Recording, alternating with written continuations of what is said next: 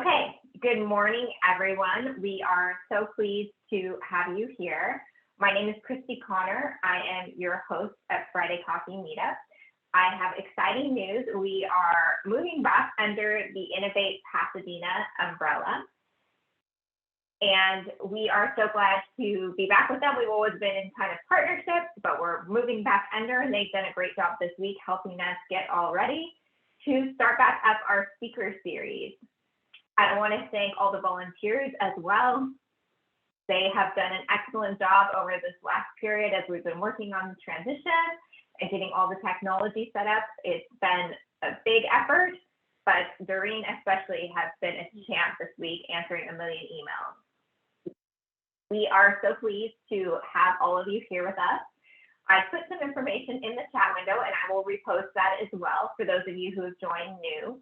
We do our questions and answers through the Q&A panel, and you can find that at the bottom center of your window. We don't moderate the chat channel, but we do encourage you to say hello to the people, your other attendees. I am really looking forward to our conversation with Gillian Delaunay this morning. She has a really interesting background, and we're going to be talking about her not normal founder journey into disruptive tech. Friday Coffee Meetup is the largest active innovation, entrepreneurial, and tech meetup in Los Angeles, California. So if you're joining from another area, we are so pleased to have you with us. We are virtual for COVID, and we look forward to getting back into in-person at some point in the future. Gillian has had a really interesting background. She has been a waitress, a hostess on a billionaire's yacht, a celebrity nanny, a fitness instructor, and she's just actually welcomed a 9-month-old baby, so she has another role as well. And we're really grateful with her 9-month-old baby that she's here with us today. But she has always been a founder and CEO of a disruptive tech company. She is going to talk to us about how having passion and ingenuity can help solve really challenging problems that no one else can. She's going to talk to us about some of her successes and failures and the technology around her company, Neon ID, as well as certified Humane technology. Please welcome Gillian.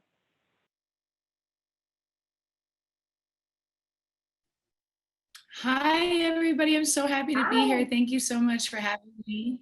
And thank you, Christy.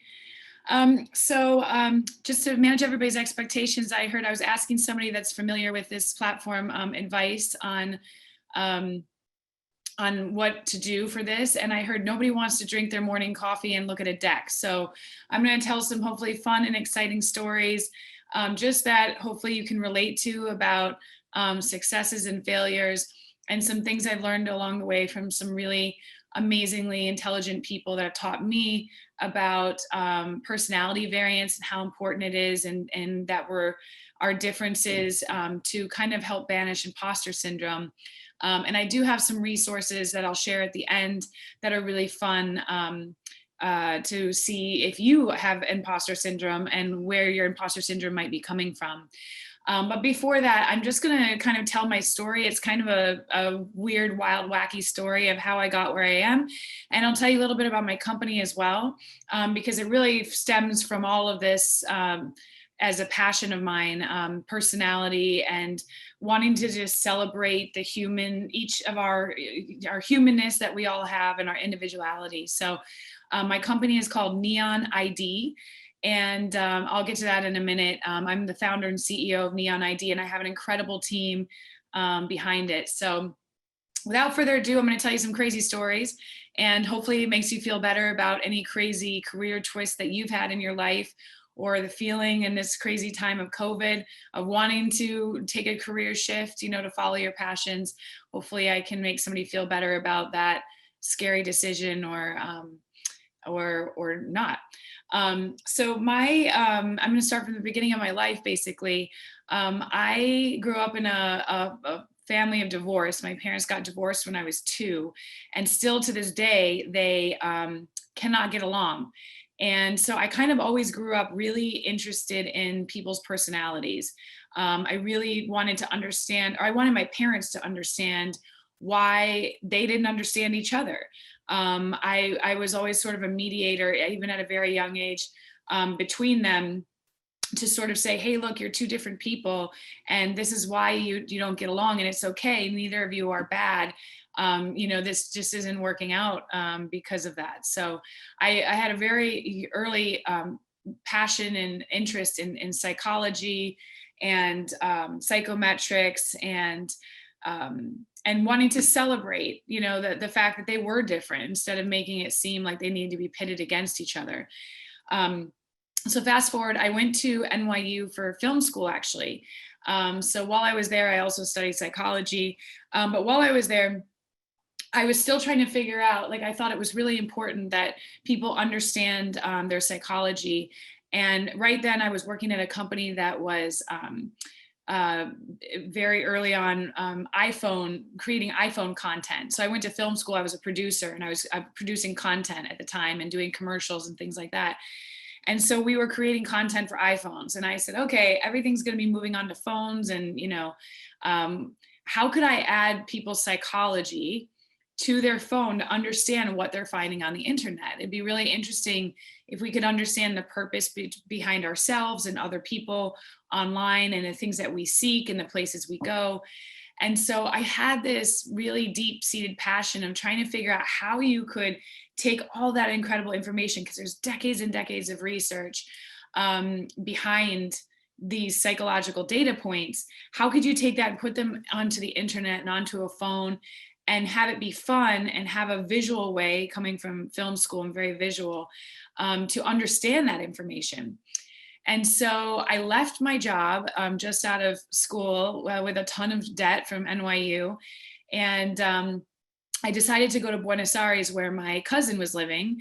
And he rented me a room on his roof where he kept his artwork. I slept in a room without a door on a roof in Buenos Aires, and had barely any money. I was just out of college. And I just started interviewing people, because that's all I knew to do with a camera, is to interview and ask a ton of questions. And at the end of the interview, I would always ask somebody, if you could be a color, what color would you be? And people would get really, really excited about answering this question. They would say, oh, I think I would be blue, or I don't know, what color are you? Oh, you're red. I feel like I'm a yellow. And so then I started switching the interview organization around. I started the interview with the question of, if you could be a color, what color would you be? And this opened up a whole new feeling and vibe of interviewing people. And I started to quickly understand, okay, maybe this is the way I'm going to try and build this company, of putting human characteristics and personality onto things on the internet, is to put colors behind these different psychological vibes. So, if something is highly extroverted, to me, that felt like red. Something that was highly conscientious felt like green to me. Something that was very open to experience, that likes different languages and artwork and cultures, that felt like yellow to me. And so this began this insane career path to get me where I am today. So I started meeting with technologists and engineers to say, hey, I have this idea. I want to try and put colors to different vibes online and to people. And I want the people to own that information and to be able to use a color layer as an additive to the things we do. So colors on maps and colors on search, just to kind of understand, that burning question as a human is why? Why do we do things? Why is this? Why is that person like that? Why did they say that comment? Why am I going there? Why did everybody move to the side of the river and begin a culture here where everybody else, or, another group of people might have moved to the middle of nowhere to start a culture there? So using colors to represent these things and try to understand why. So while I was in Buenos Aires, I ran out of money. And I had met a friend down there who still to this day is one of my very good girlfriends. And she was traveling the world and having this amazing time. And I said, how are you just traveling and doing nothing? What are you doing? She said, well, I used to work on yachts. You should go work on yachts, and you can make a lot of money and put it towards your company really fast, and then move on, and you get a really crazy life experience.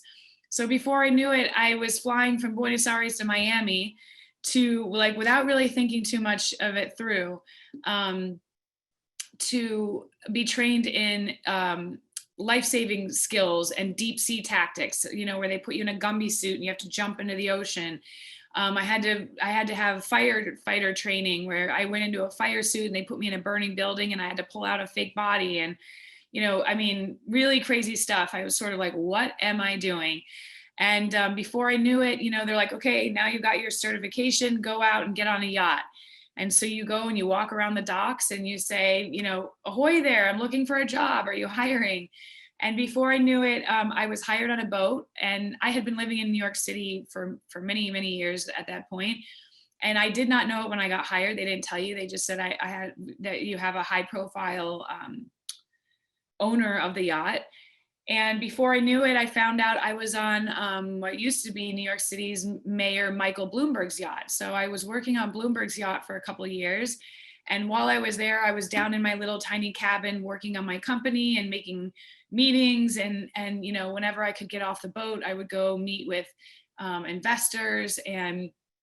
And so kind of tapping into the imposter syndrome, it was definitely very nerve-wracking to leave, you know, this career path of going to NYU and thinking you're supposed to be in film, you know, and all the school debt, to suddenly be working on a yacht and be a stewardess. I mean, I basically was cleaning toilets and taking care of his boat and ironing Bloomberg's underwear. And I mean, you know, and then going and having meetings with investors and having moments of saying, what am I doing? I'm not good enough to do this. Like, look at me now. I've failed. I'm working on a yacht. You know, what am I doing with my life?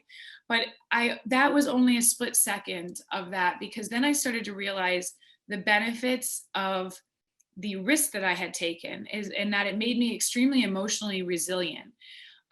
Every little step that I took that felt scary.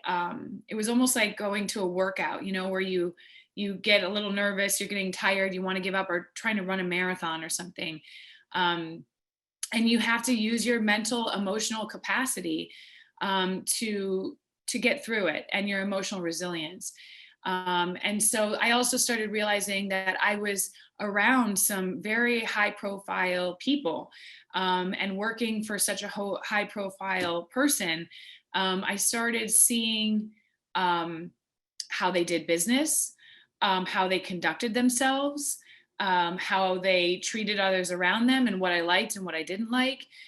So I started realizing, you know, I was taking in an environment that I normally would not have been in, but was something that would have been beneficial to me when hopefully my company takes off and is doing really well. And of course, I mean, it's not, you know, of course, I had a moment of saying, well, and I also someday, hopefully I'll see Bloomberg standing next to him on the same stage, talking about my company, and, you know, having him talk about my company. So, you know, I thought it was a great opportunity to network with a group of people.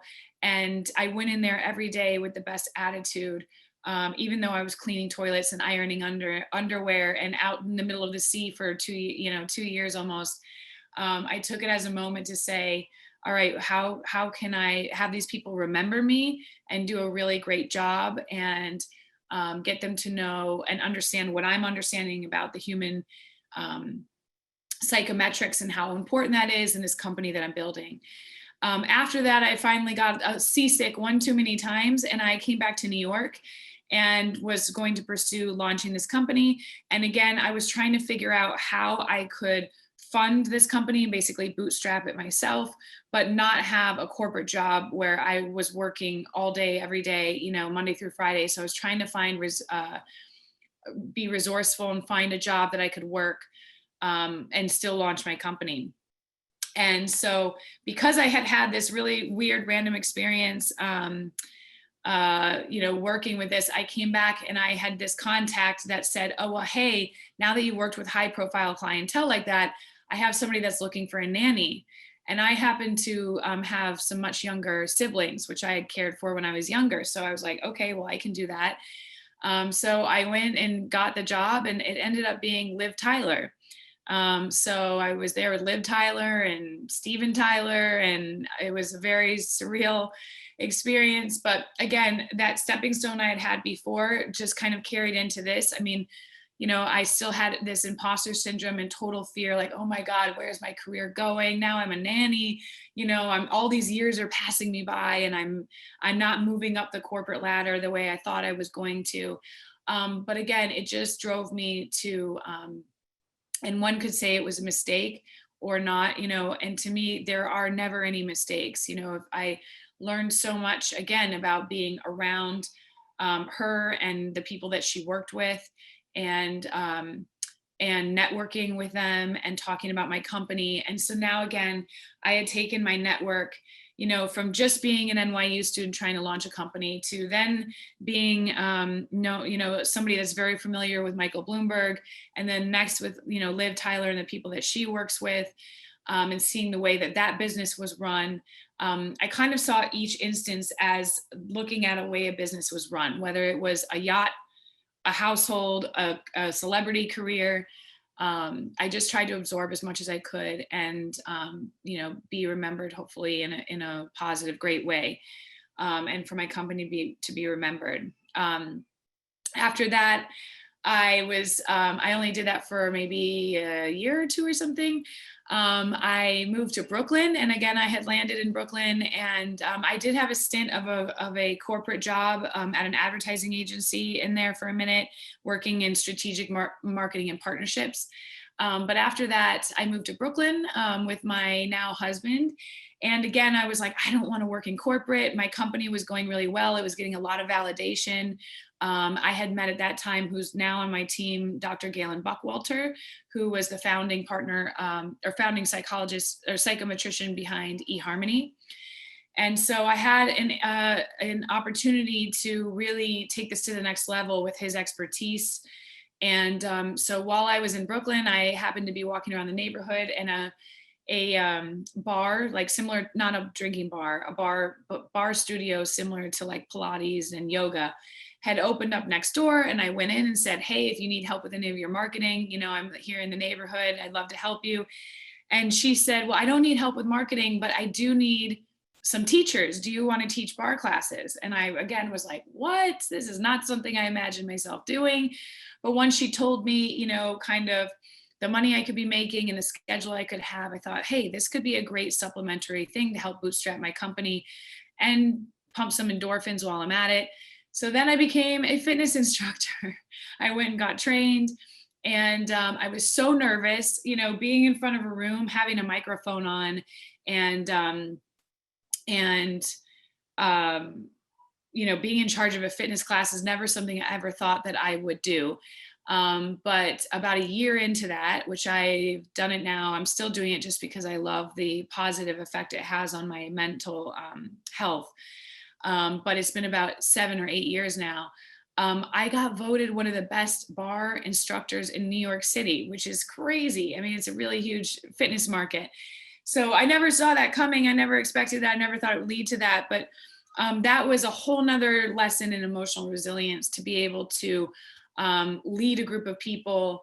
Normally people hate working out. So to ask each client a question afterwards and say, hey, how did that feel to you? And learn about them just further solidified my feelings of getting to know each human's individuality and how important that is for success and team building, and wanting people to get on board together and work together as a team, and reading the room really, like feeling a vibe and seeing that each person is different. Which kind of is moving into my next point about Neon ID, my company, and psychometrics. So those are just some of the crazy career twists I've taken. And I hope it makes somebody feel better about anything that they've done in their career that could have felt silly or scary. And hopefully that you just walk away going, I'm a badass for doing that, whatever it was. There's always learning in everything. And I feel there's never any mistakes. There's always something you can take away from it. And the emotional resilience that you can build is just a muscle, just like anything else. So that said, into my company again is Neon ID. Basically, I would love for you all to go and check it out. The web is www.neonid, like short for identification.com. And what we did is we take the world-renowned psychometrician, Dr. Gillian Buckwalter, and our team built a 24-item test. You take the test and in 24 questions, and it results in you getting a color fingerprint or color avatar. And these colors are, like I said earlier, the colors that we put to represent your different psychological and psychometric scores. And we're using a test called Hexaco. So those represents areas in honesty and humility, emotionality, extroversion, agreeableness, conscientiousness, and openness to experience. And then the scaling everywhere in between. And you get a couple colors that represent your vibe. So have fun with that. We're in beta right now. You can create an avatar, like a little person with your color rings. And then once you sign up, we'll let you know when the rest of the platform launches. But Neon is really to celebrate how important our personality variances are. Galen always says something I like to repeat. He says, we're all, important and needed around the proverbial campfire, because if we were all a bunch of, wily-eyed scientists sitting around that campfire, we wouldn't really get anywhere in evolution or, any sort of progress. We need the different types of personalities. We need the person that's going to go out and, figure out the logistics of food. We need the quiet person that's going to sit and think and observe and notice the things about the team management that other people didn't notice. We need the aggressive salesman, to manage a situation where that's needed. So in terms of imposter syndrome, I just hope to empower and that you all, understand how important, and Galen has worked on this science for decades and decades. There's just so much to support this and so much data to say it's part of evolution, that you need to be who you are.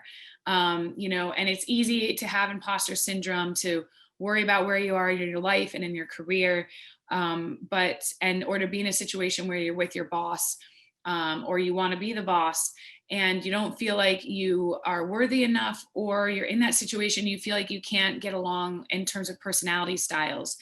And I think it's really important if you can take some moments to take a Neon test, or just understand yourself and have some better self-awareness, and to figure out what your personality is, like what your vibe is. And then take a minute to have self-awareness, but also awareness of what the vibe of other people are. And imagine yourselves being around that proverbial campfire and all of your importance needed to accomplish a task, to whatever that is. Maybe you're, I always imagine that TV show Lost, like all of a sudden there's a group of people thrown in, nobody knows each other, but somehow you have to create a village and survive. So once you do that, your confidence begins to build, and so does your emotional resilience. Christy, is it right that I have 5 minutes left? I don't know if you can hear me. Yes. Yeah, okay. That works great. Okay. So please go and check out Neon ID. I just, it's so important for you to realize your special magic, and that you never need to have imposter syndrome. All you need to do is take time to do the mental exercise of figuring yourself out and figuring out others, and remembering that you're still always going to see everything through your lens. So if you ever say, I can't understand why that person is like that, it's probably because you have some very significant personality variances, and that's okay. You can't understand them because you're seeing it through your lens. That's always true. And that might make you feel better, instead of feeling like somebody is doing something to you or against you, or that you're not good enough. There's a reason for that, and you can find a way through it. The last thing I wanted to talk about is a resource that's kind of fun. There's a woman that I've worked with, and she does seminars. You can find a lot about her online. Her name is Kate Permel, and she wrote a book called Composure, the Art of Executive Presence. And this book is all about imposter syndrome. And if you go to her website, which is www.composurethebook.com, she has a really quick 3-minute test that you can take to find out what is driving your imposter syndrome. Some of the things that she notes that are major drivers, and she has some other people on her team that have worked with her on this, is a lack of confidence, a rejection sensitivity, perfectionism, depressed entitlement, which means undervaluing what you deserve, and feeling like a fraud. So those are her 5 areas. And you take this test and it gives you a score of where you are in those 5 areas and what's driving your imposter syndrome. I took the test. Mine was perfectionism. I also attended a seminar where everybody talked about theirs. It was really interesting. I mean, everybody in this room on this seminar had imposter syndrome at some point for some reason. And to hear everybody's reason is just also a very unifying feeling that we're all experiencing this fear. You know, humans have created this insane life for ourselves where we're constantly having to keep up, keep going, you know, accomplish, succeed. And so I don't think it's surprising that a lot of us have moments of fear and doubt, and it's almost survival, if you will. It's like a biological thing. So this self-awareness of your personality types, and also maybe taking this composure test to find out where your imposter syndrome is coming from, can really arm you with some mental tidbits so that when that feeling pops up, you can observe it and try to calm it. And when in doubt, just admit, I don't know the answer to that, or I don't know, you know, and that opens up the conversation to let the person that you might be dealing with reveal a bit about themselves and that they're going through the same thing. So I hope that this story made sense and that it didn't make sense. And that it inspires, you know, some other people to make mistakes and take crazy career turns. Check out what's going on with your personality and celebrate it, and celebrate that other people are different than you, because you are important for your very own, you know, any passion that you have and ingenuity, no matter where it takes you, can lead somewhere amazing. So I'll leave it there. I'm going to put the, I see the neon ID is there so that you go there and take the test. There's a link. It says, get my colors. There's also a video on the company and our color layer. So please check it out. Please find me on LinkedIn and let's make friends.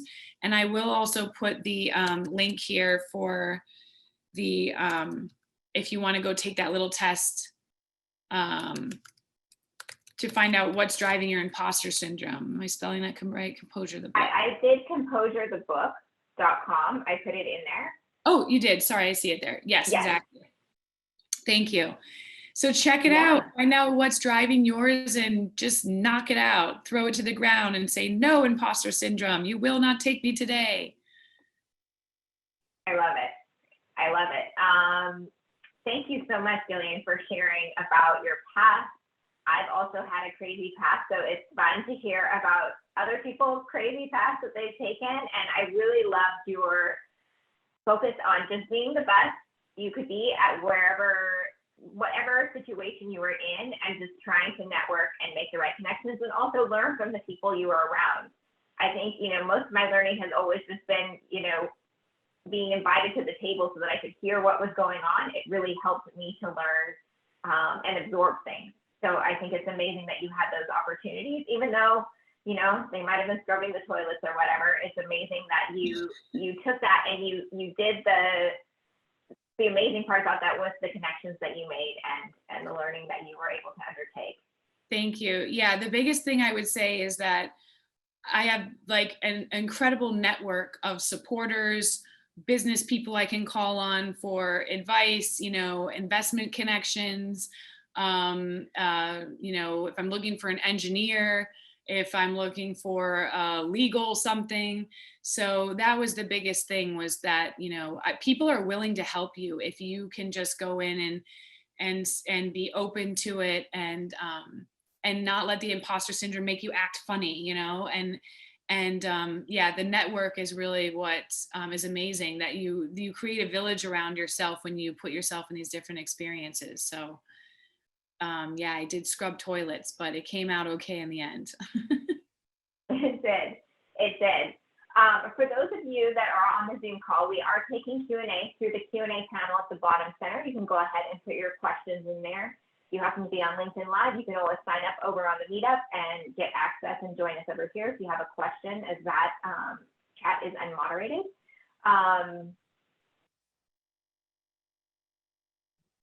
Okay, so let's see here.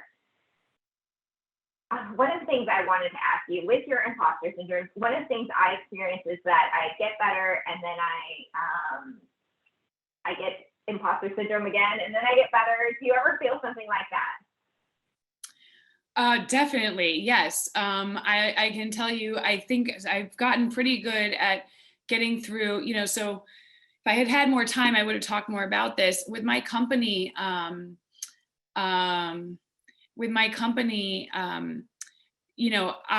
have this incredible team of extremely smart people, and some people that are a lot more experienced in their careers and are a little bit older than I am and have been in their careers for longer or did climb up that corporate ladder. And I definitely have moments of saying, God, I hope that they, I wonder what they think about me. I wonder what they think about what I just said. Or am I saying too much? Did I say the word like to? I mean, so many things about the way you present, or what did I say? Or, and I got pretty good at saying, I think the way that I lead through these moments is just to say, it's okay if you think that about me, or it's okay, or I don't mind saying, I don't know. I don't know the answer to that question. Can you please tell me? I'm not sure how to do that. Can you teach me? And I think if you're willing to admit that you don't know, instead of trying so hard to always know everything, people respond really easily to that if you let them be your teacher.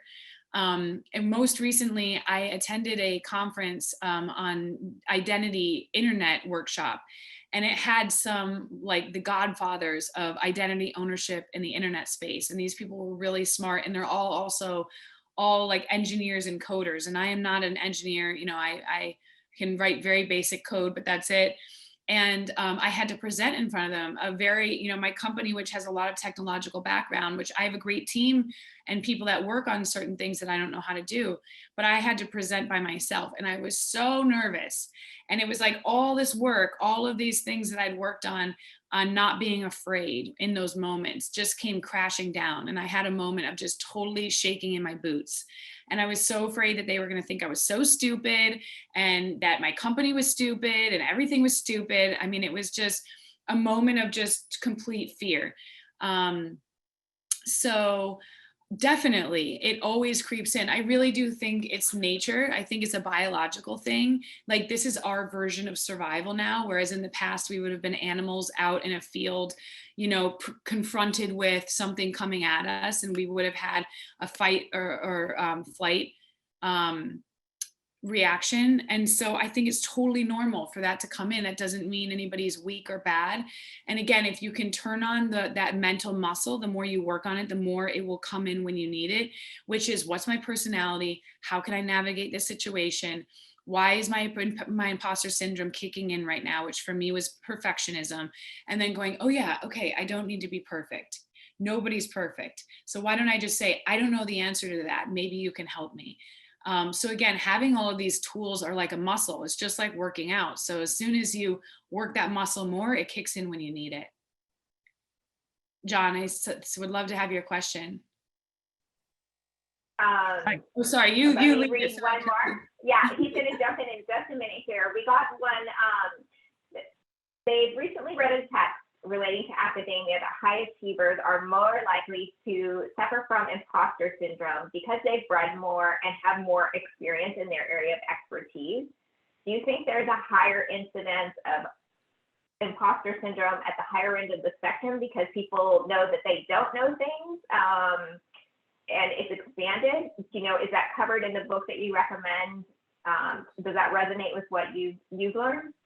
Yes, definitely. I couldn't quite hear the beginning. I think you were saying the high level executives have yeah. Is that high level achievers? Yes, yeah, definitely. You should really check out this Kate Permal. She has some seminars. You can watch them on YouTube. And I was, again, part of that conference, and a lot of the people in the room were high level, executives, and they talked about that openly, and the feeling of being a fraud or like depressed entitlement, that, you know, undervaluing what you deserve, like you don't quite deserve to be there. Like maybe you think that there's other people that did more studies and somehow, you know, you don't deserve to have that role. And I think for sure, 100%, you know, there's a lot of expectation and a lot of perfectionism also in people that are high achievers sometimes. And also a lot of this will tap into their personality type, by the way. You know, there are certain personality types that, you know, highly organized people, highly conscientious people, you know, that's what drives them. That's where they function. That's a dominant characteristic of them, of theirs. So that can very easily shift from just being highly organized as a personality trait to accidentally shifting to a character trait of perfectionism. So I think, again, these awareness tools can help you identify what's going on and kind of observe yourself when it's happening. But 100% to answer your question, yes, high achievers, high level executives are suffering from it maybe more than the rest of us, you know, that are trying to get to that level, because they're there now. They're the ones that everybody's looking to and looking at, and they're just normal humans, you know. They go home and take their shoes off just like everybody else, you know. I mean, but they have all that expectation of being, you know, that person, or the Wizard of Oz behind the curtain, you know, or somebody that's upholding this institution of, so to speak. So yes, that is very common, and you should watch some of her things and read the book, and it'll make you feel better. It's very common and very normal. Wonderful. John, do you want to go ahead? Yeah, thanks, Christy. And Gillian, thank you very much for giving this talk. It's actually been very interesting and informative. I do wanted to give a quick shout out to Christy, because she wrote this book called Confident Connector, about networking. And I just want to say that your past experience when it came to working on a yacht, working as a nanny, and also as a bar instructor, all of that you can attribute to your networking capabilities. So never underestimate that experience. But moving on to your company, Neon ID, you said that you're in the beta stage. And what I'd like to ask you is, what is it that you are trying to achieve or accomplish before you feel you can go live with it? Because we have had speakers in the past at Friday Coffee Meetup where they said, don't worry about being perfect. You know, just put it out there. You're going to iterate, you're going to pivot, but you're not going to know what to do until you get that feedback from the users. So I don't know if it's a technical issue or something else that would stop you from going live, or is it your so-called imposter syndrome of perfectionism that might be holding you back? Thanks, John. Good question. Definitely I have moments of being like, oh, this isn't perfect. I just, you know, need the funding to make this, you know, it would be amazing if we could have, like, you know, that huge funding drop to make it exactly the way I want it. And, you know, as a startup, that doesn't always happen like that. No, things are going great. We are live. Our beta is live, and we have partnered with Georgetown University. We did a pilot there, and we had very successful feedback from the students. They loved it. They loved their color avatar. They've said that the color rings made them feel like they've never related to their peers in such a way before, and that it felt completely non-judgmental, and they were really excited to use the color layer and have these colors lay over everything we do. By the way, I didn't get into this, but the point is that this is all about identity ownership online. So once you get your color avatar, you have this fun color chip that follows you around just like your profile photo does. But there's also this new user experience where colors lay over the things we do, like search and maps and reviews. But ultimately what this does is it allows you to own your data. This psychometric data has never been used on the internet, and it's far surpasses any demographic data that's being used to describe you today.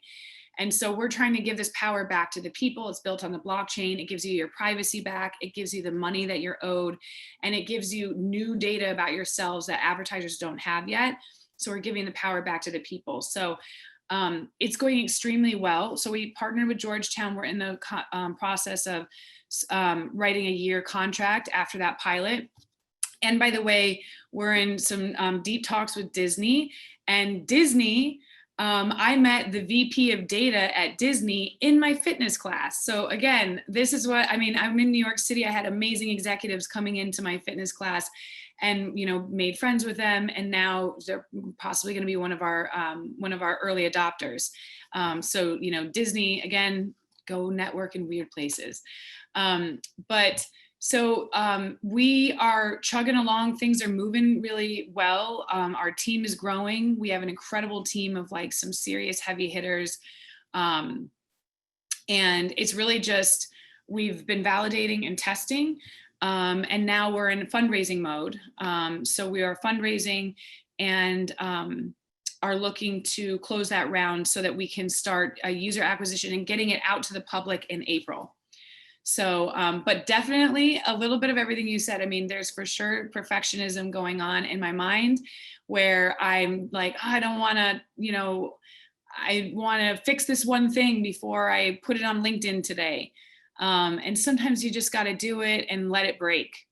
And that definitely took me a while to figure out. So I will say one thing. I don't, you know, you'll hear a lot about things about female founders. And of course, I'm in the female founder world. And one thing that they say is that female founders are known for usually validating and taking a lot longer to launch things because it's sort of a female trait to overly validate. And to make sure that it's a function is kind of a proven thing in the studies that they've done on female founders. And I think I have been guilty of that. And I wonder if that's another form of perfectionism, but, you know, almost validating for too long. You know, maybe I could have gotten out earlier in years past because, you know, I wanted to make sure it was functional and that people really needed it in their lives. Whereas maybe non-female founders might have jumped into it faster and just gone for it. So maybe that's a form of perfectionism. I'm not sure, but does that answer your question? Yes, it does. And thanks for that. And if I can follow up with either another question or comment, you know, I think what you just mentioned in your response kind of leads me to this next part, which is monetizing your own data. Of course, right now we've got the NFTs, the non-fungible tokens, blockchain, which has always been talked about, managing your own data, medical records and how blockchain may or may not be able to play a role in that. It sounds like now with your with Neon ID that it's kind of similar along those types of business models, which is I would think fits into if that's a trend, if that's the tech of the you know, du jour, that your company kind of falls into that sweet spot. Would you say that's a fairly accurate assessment? Yeah, thank you for saying that. Definitely. And it's actually quite exciting for us because I've been working on this for a very long time. And again, it just comes from a life passion of mine, you know, from that childhood, like wanting to understand my parents kind of thing. And then learning and talking to engineers and it building over time. And it was, you know, I was kind of going out and pitching people and pitching investors to begin with. And it was a very new idea. It was a very data ownership, making money for your data. People were like, all right, yeah, cool. But what do you make, like 10 cents, you know? And it was like, no, you don't understand how crazy this industry is. And the ad tech industry is so backwards and you should be paid for your attention. You know, you're basically working a full-time job on somebody and somebody else is making the money for it.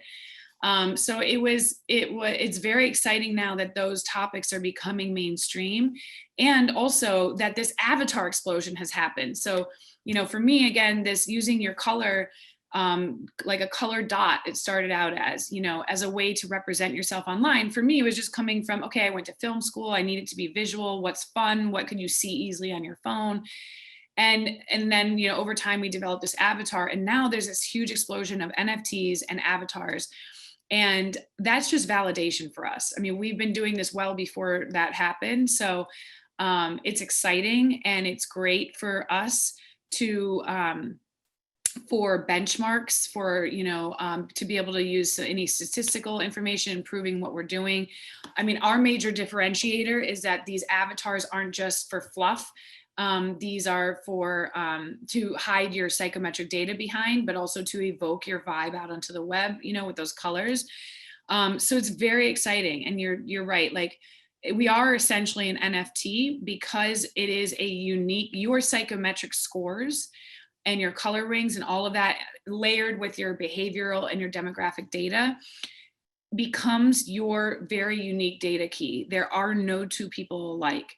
So that enters into the blockchain safety and security. And then also that NFT idea that it's a one of a kind, and you can create the artwork that's in the center of your color rings. So essentially you're creating an NFT or, artwork online.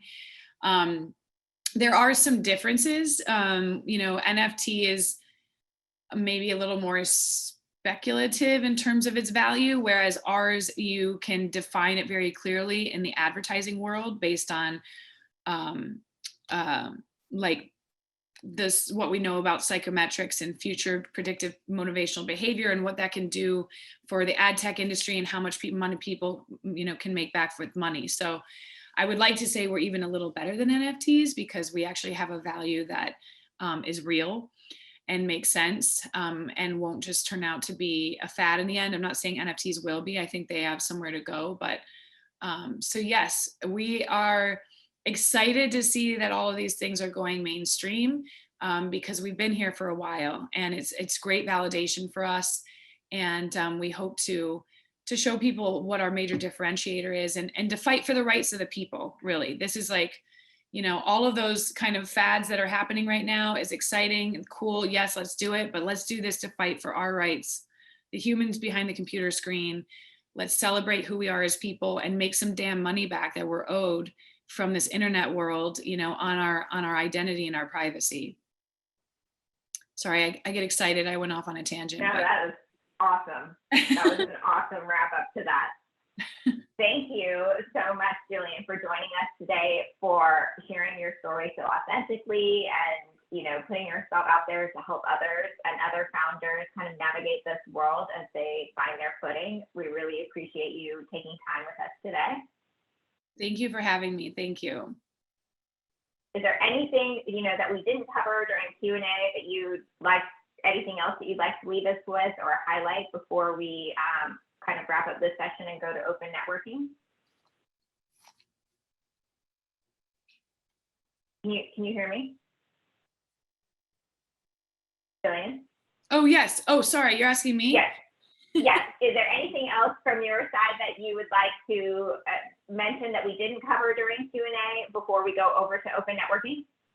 I don't think so. I'm just, I would love to meet everybody and say hi. And of course, again, see all the different personalities that are here. I'd love to find out what color everybody is. So, if you'd love to go to Neon ID and get your fingerprint, as John mentioned, we are in beta. We're actively rolling out our next iteration. So things are a little wonky sometimes, but we are coming soon, and we'll have hopefully some big launch stuff happening in April. But if you can find me on LinkedIn, please, if you get your color fingerprint, share it with me or share it with the world. And if there's anybody that, would like to cross-pollinate or partner or is excited about these ideas or these things and wants to talk, we'd love to do that. Any way I can support the rest of the people that are here as well in what you're doing, we love to do that. And,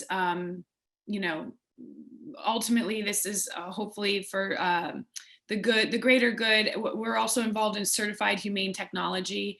And the idea behind that is, finding ways to do things on the internet correctly now so that it's not using the old pathways and standards that were stealing people's privacy and that kind of thing. So if anybody has a company that would be interested in that, please reach out. Trying to kind of start a movement here. So other than that, let's go meet each other. All right. Lovely. Thank you so much. Thank you. Before we transition over, we will invite you. Please join us on March 4th. We're going to be talking with Delilah Panyo. She's going to be talking about public venture capital and whether that's right for your company. I also want to mention a very special Innovate Pasadena event on the 23rd of February. It's going to be the Route 66 Innovation Series on climate solutions. And I know some of the panelists have also been speakers for Friday Coffee Meetup in the past, so please go ahead and check that out. I put it in the chat window in the Zoom, and I will also be posting it on LinkedIn as well. So thank you to everybody that's joined on the LinkedIn. We're going to end it there for LinkedIn Live now, and we are going to move the others over into open networking on the Zoom meeting. So thank you. Thank you.